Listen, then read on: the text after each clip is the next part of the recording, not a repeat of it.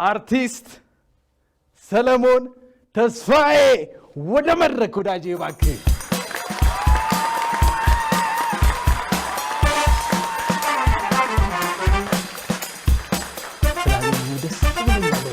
እባክህ ሶልዬ፣ ሁሉ መልካም፣ ሁሉ ሰላም። እስቲ ይህችን ነገር ቁጭ ብለን እንጨዋታት፣ ግድ የለም። እስቲ የልጅነት ትውስታዎችን እስቲ እንግዲህ በእኛ ጊዜ ስለሆነ እስቲ አንተን ጊዜዎች ትንሽ ለመቃኘት እንሞክር። የአንደኛው ቤት ከአንደኛው ቤት የማይለይበት የጓሮ በር ያለባት በእኔ እድሜ የጓሮ በር ሁሉ ነበረ። ማለት ከጎን ካለ ጎረቤት ስትገባ በጓሮ ማለት ሀብታምና ድሃ ምናምን የሚባለው ነገር የለም። ለምሳሌ ቴሌቪዥን የምናይበት ጎረቤት ነበሩ። ወይዘሮ አንችነሽ ይባሉ ነበር። እንደውም እሳቸው ቤት አሁን ለምሳሌ ቴሌቪዥን ማየት ስትፈልግ ስትገባ በርኖስ ይሰጥሃል። ጣውላ ነው ሰው እንትኑ ሰም የሚደረግበትና አብሶ ቅዳሜና እሑድ የሀገር ትንንሽ ልጆች የ11 ዓመት የ8 ዓመት ልጆች ሆነን ጨዋታ ነው፣ ለእኛ ጨዋታም ጭምር ነው። እዛ ላይ እየተንሸራተት በደንብ አድርገህ ትወለውላለህ። ከዛ በኋላ ልክ 12 ሲሞላ ቁጭ ነው ተሰብስበ አባባ ተስፋዬ ትጀምራል። እንዴት አመሻችሁ ልጆች? ደህና እግዚአብሔር ይመስገን ትላለህ። አንተ ነግሬሃለሁ፣ ያ ተለቅ ያልከው ከኋላ ሂድ ምናምን ሲባል ሁሉ ተነስተህ ትሄዳለህ። እኔ እንደውም አንዳንድ ጊዜ የሚገርመኝ ምን አለ መሰለህ፣ እነዛ ማለት እዛ ቤት እንደዛ ስኔ ልክ በቃ እሺ ብሎ እንትን እስኪል ድረስ ነው የምትቀመጠው ማለት አዎ። እና አንዳንድ ጊዜ እራትህም እዛው ይሆናሉ። ሌላ ደግሞ አሁን አቶ ሙላቱ መሰረት የሚባሉ ሰውዬ ነበሩ፣ ቮልስዋገን ያላቸው ቦሌ ኤርፖርት የሚሰሩ የታመመ ሰውና የሚወልዱ እናቶች ሌሊት ላይ ድንገት እንትን ከተባለ እየተሮጠ እሳቸው ቤት ነው የሚሄደው። የማንም ሰው ይዘህልኝ ሂድ ተብሎ አዎ፣ በሌሊት ተነስተው ይዘው ይሄዳሉ። የማንም ልጅ እከሌ ልጅ ነው አይባልም። ማለት ልከኸው ነው የሄደው፣ በዛ መንገድ ሲሄድ አየሁት ይባላል። እና አንተ ወዴት ነው የምትሄደው? እንደዚህ ተልኬ ነው። ሲመጣ ደግሞ መረጃ ይሰጣል። ለምሳሌ ደግሞ ያው አንዳንድ ጊዜ አይቀርም፣ የተለመደች ናት። ቆንጠጥ ምናምን ደረግ ሸሽተህ ትሮጣለህ። ና ወዴት ነው ስትባል ጎረቤት ትሄዳለህ። ጎረቤት አንደኛው እግር ስር ትቆማለህ። ተው እንኳን ሰው ግንድ ያስጥላል ይባላል። ምንም ያልተሳሰረ ነገር የለም። እንጀራ ሳይጋገር የሆነ ሰው ቢመጣ ጥቁር እንግዳ መጥቶብኛል ይባላል። በአጥር ላይ ትቀባበላለህ እንጀራ። አዎ የኔ ጓደኛ የሆነ የሀብታም ልጅ ያልኩህ የኔ ቤት ቂጣ ነው የሚናፍቀው። እኔ ደግሞ የእሱን ቤት ፉርኖ ዳቦ እፈልጋለሁ። ገብቶሃል? ገብተህ ሂድ ዞር በል አልደረሰም ምናምን ብለህ ከዚህ ስትባረር እጅህን ጎትቶ ይዞ ይሄዳል።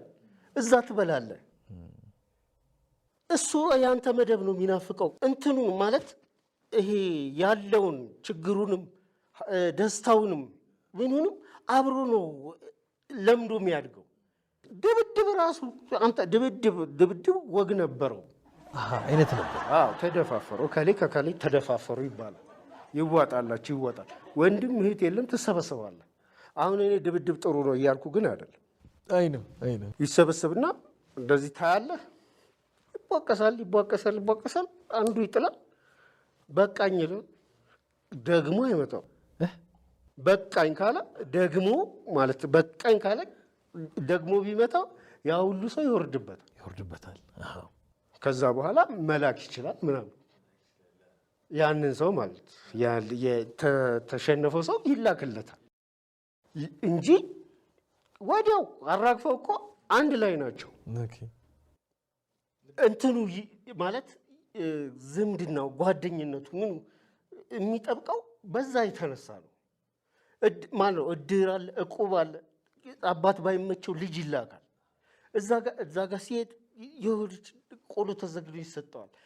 መታዘዝ ምን እንደሆነ ከዛ ጋር የተያያዘ ነው። የአንዳንዱ ሰው በየአንዳንዱ ውስጥ አለ፣ በየትኛውም መንገድ ቢሆን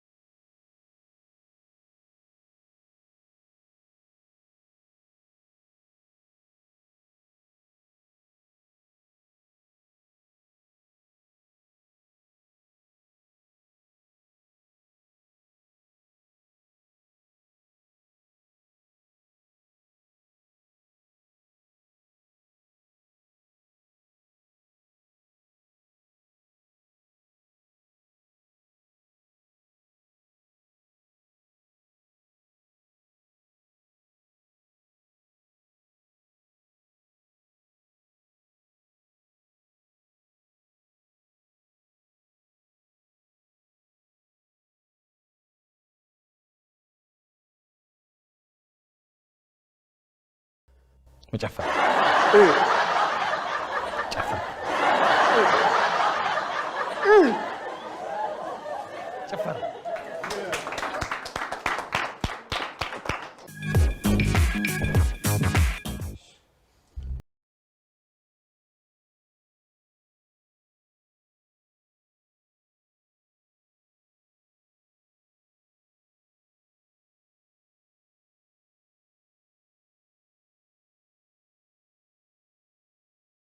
በረኛ ገልብጬ ምናምን ይባላል።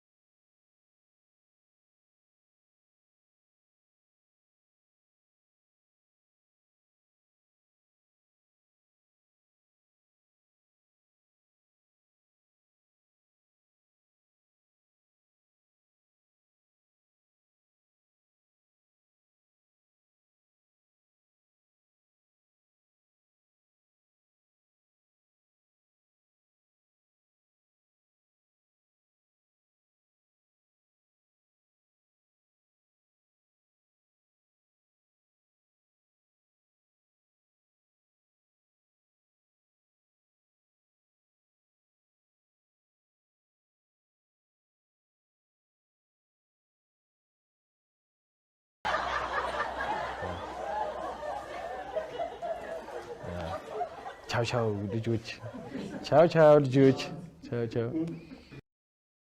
ሰዓት አለቀ።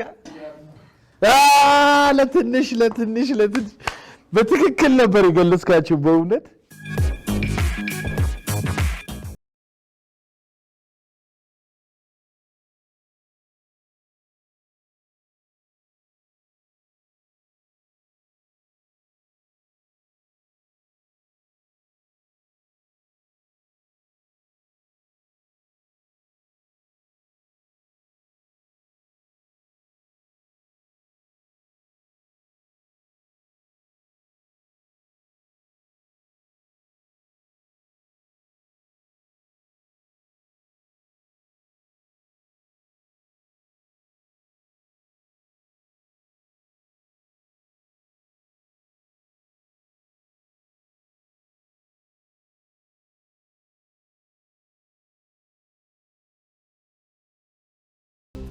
ፊልም ቤት ነው።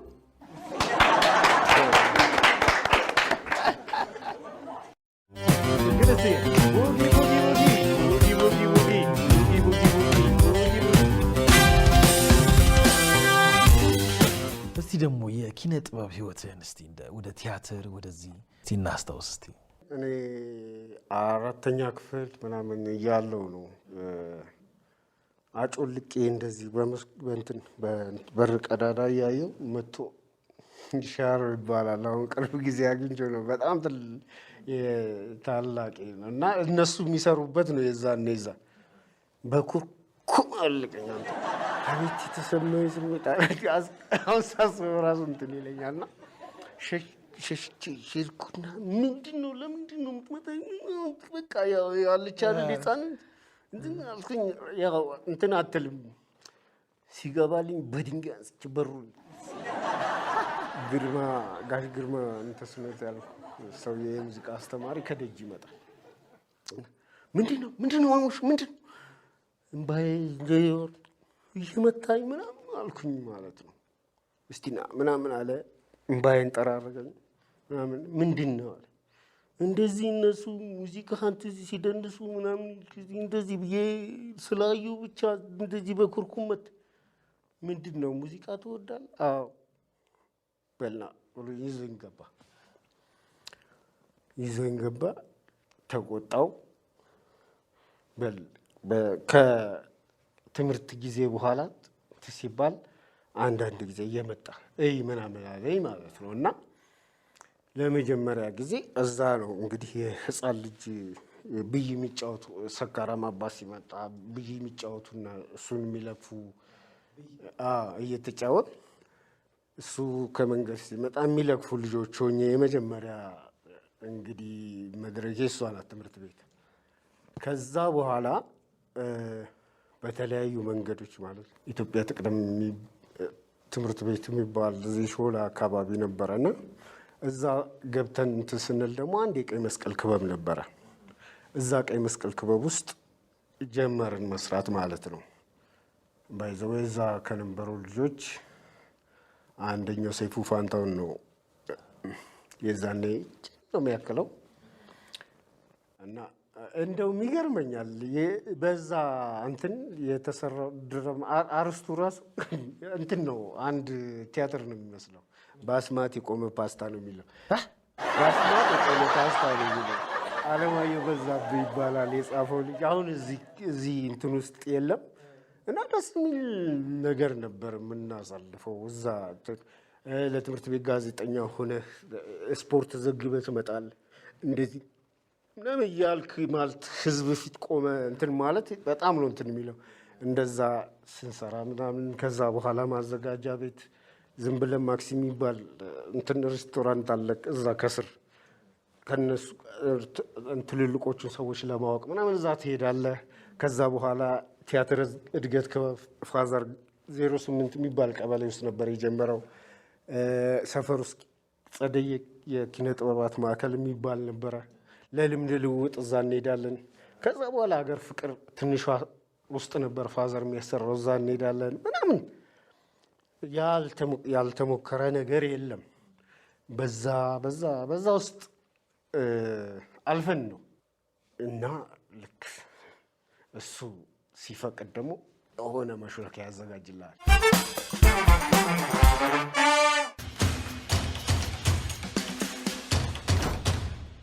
እንጀምር ጨዋታችንን እንጀምር እባክህ።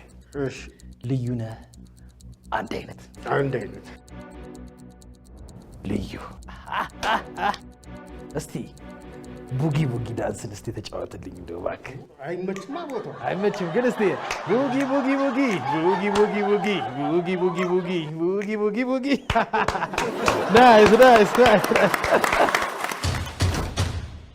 አንድ ሁለት። ልዩ ነህ አንድ አይነት ልዩ።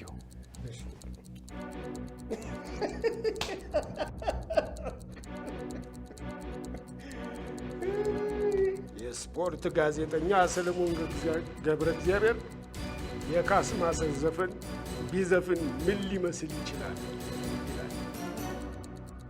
ሰለሞን ገብረ እግዚአብሔር እንግዲህ አታውቁም? እንግዲህ አላት የካስማሰ እንደዚህ ነገር ቀና ልብ ቀና ልብ ቀና ልብ ሶልዬ ቀና ልብ ቀና ልብ ስላለ ነው እንጂ።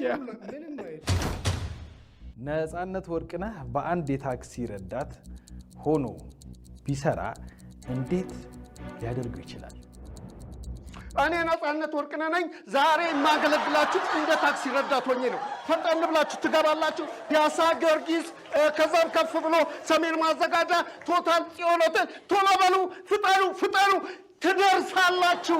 መድረሳችሁ አይቀርም። ታገኛላችሁ አድራሻችሁን፣ ቤታችሁ።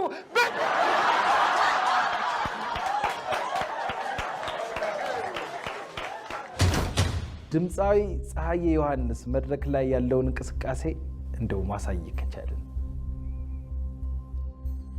ሳብሳም አርጊኝ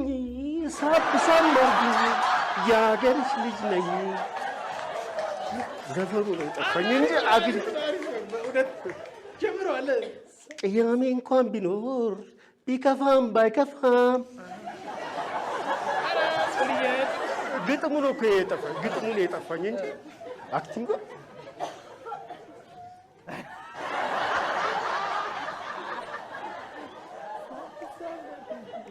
ሳብሳም አርጊኝ የአገርሽ ልጅ ነኝ።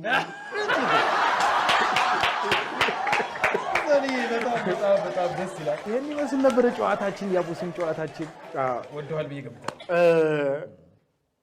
አክቲንግ ማን ነው? ይቅርታ ይደረግልኝ። አክቲንጉን ለመሞከር ነው እንጂ የእሱን ዘፈን ለማበላሸት ፈልጌ አይደለም።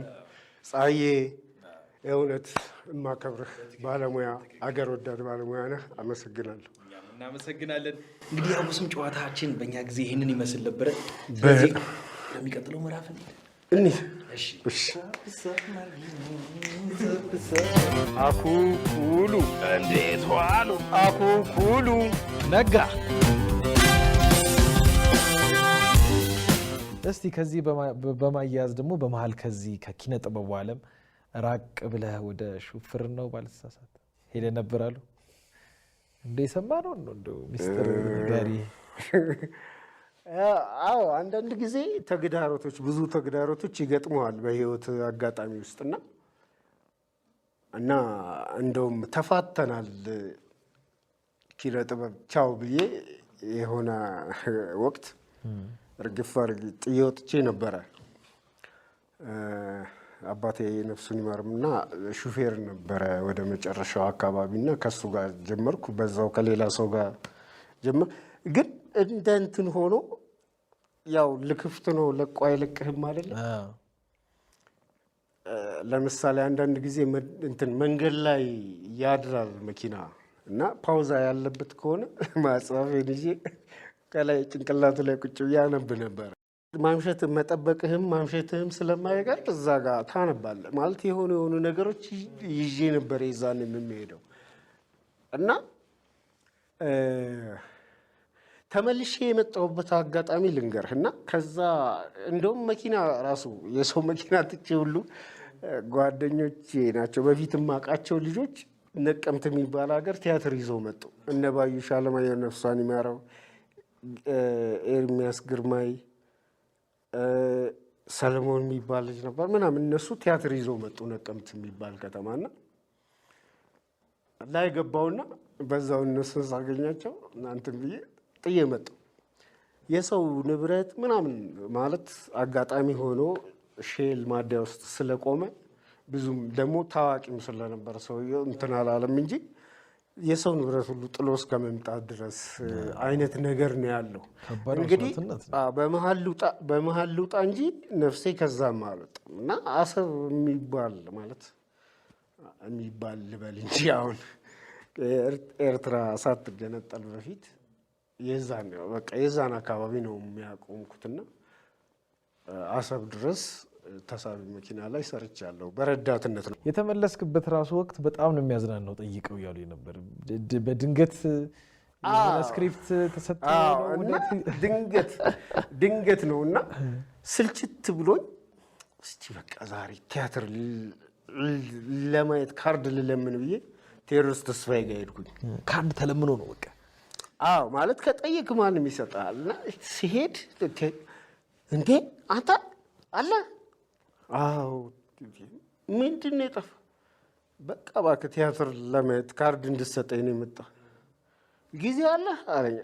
አዎ በል ተባለና ተሰጠኝ። ማለት የከተማ ጉዶች የሚል ቲያትር ነው ትዝ ይለኛል። በሶስተኛው ቀን ደግሞ የሚገርምህ ቀዝቃዛ ረመጥ የሚባል ቲያትር ነበር ብሔራዊ ቲያትር ውስጥ። እሱ ብሔራዊ ቲያትር ተዘግቶ ክፍለ ሀገር ሊሄድ ነው። አንደኛው ልጅ እንደ አጋጣሚ አልተፈቀደለትም ማለት ነው። እንትና ጆኒ ማን ነው ዮሐንስ አፈወርቅን በል ይሄንን ይዘህለት ሂድ ያጥናና አንተ ብሎኪንጉን አሳየው ያጥና ነገ ነው ጉዞ ተብሎ ተላከብኝ። አጋጣሚ ሆኖ በነጋታው ማልሄድ ነው ዳያሎግ እንትን ብሎኪንጉን አሳየኝ። እሱ እየተለማመድኩት እንትን አልኩኝ። ነፍሷን ይማር ህይወቴ መሰረት የተወሰኑ ሰዎች ነበሩ። በራሱ ዮሐንስ አፈወርቅ ነበረበት ምናምን እነዚህ ያሉበት ቲያትር ነው እንግዲህ።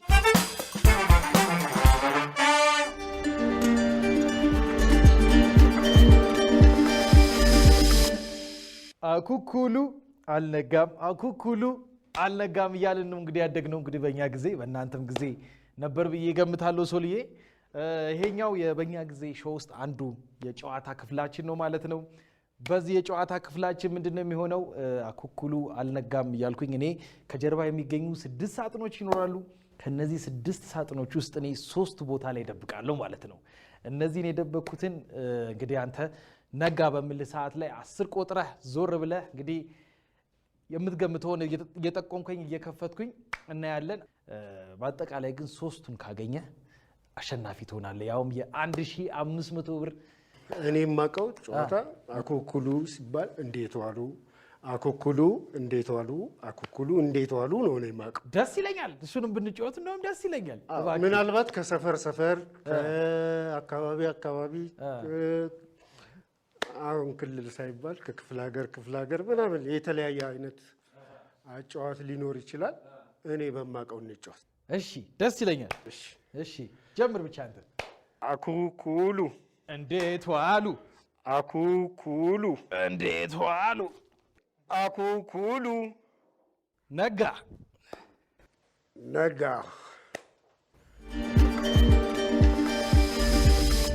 ይሁላ ሳጥን እያለ እንዱ ሰው አለ ክፈተው ብለህ እንደው የምታገኘው ሌላ እንደው ዝም ብለህ እኮ ነው እንደው ያው አለ እኮ አለ።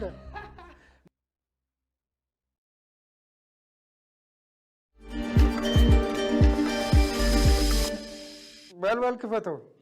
እኔ ልክፈተው? እቺ ነገር በተለይ ላንተ ያው እዚች ጋር